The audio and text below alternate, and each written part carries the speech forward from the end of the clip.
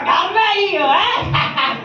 मैं आज सारे ग्राम में घोषणा करने जा रहा हूँ कि मेरा इस कालिदास नामधारी जीत से कोई संबंध नहीं है। क्या हुआ रे बातुल? अरे क्या हुआ?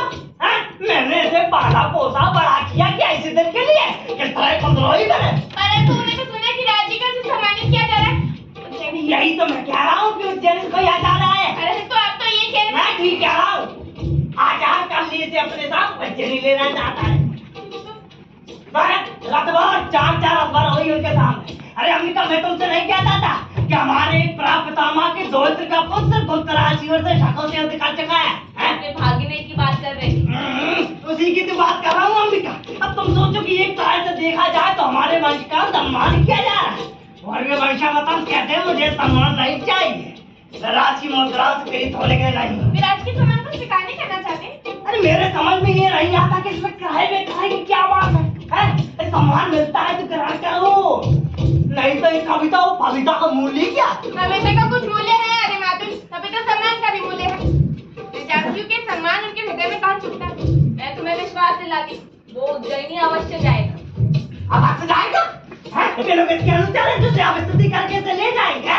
सम्मान प्राप्त होने पर सम्मान के प्रति प्रकट की गई उदासीनता व्यक्ति के महत्व को बढ़ा देती है। तुम्हें तो प्रसन्न होना चाहिए कि तुम्हारा भागी नए लोक नीति में निष्णात है। ये लोक नीति तो मैं कहूँगा कि लोक नीति और मूर्ख नीति दोनों का एक ही अर्थ है। अरे जो व्यक्ति कुछ देता हो धन हो या सम्मान को अपने मन बदल भी तो सकता है। तो तुम सोचो बदल गया तो बदल गया। तुम सोचो कि सम्राट राष्ट्र भी तो हो सकते हैं कि एक साधारण से कवि ने उनका सम्मान स्वीकार नहीं किया। मातुल आप अभी तक यहाँ हैं और आचार्य की प्रतीक्षा कर रहे हैं। चलिए जल्दी चलिए।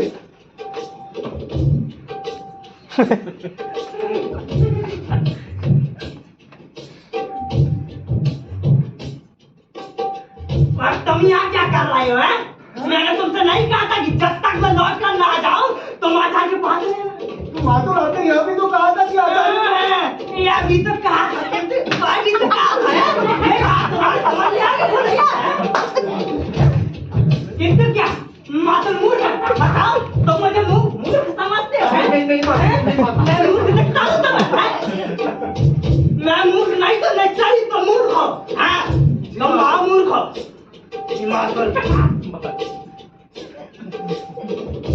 अब बताओगे गुरु क्या कहा था? उन्होंने कहा वे आपके साथ इस सारे ग्राम प्रदेश में घूमना चाहते हैं। जिस प्रदेश ने कालिदास की कविता को जन्म दिया है। कालिदास की कविता है? कालिदास की कविता? बड़े आचार्य की कविता में क्या विशेषताएं दिखाई देती है? इस व्यक्ति को सामान्य लोक व्यवहार तक का तो ज्ञान नहीं और तुम अम्मिका लोक नीति की बात कहती हो? अरे आप ही हरी शावक को बूंदी मिली है घर की ओर आ रहे थे यहाँ से। मैंने सौभाग्यवश बाहर ही देख लिया। मैंने प्रार्थना की कभी बिल्कुल इस तरह घर में जाने का नहीं है। वो जेंट्स कोई आ जा रहा है। आप तुम सही लौट पड़े थे रात में कोई साथ देख लिया।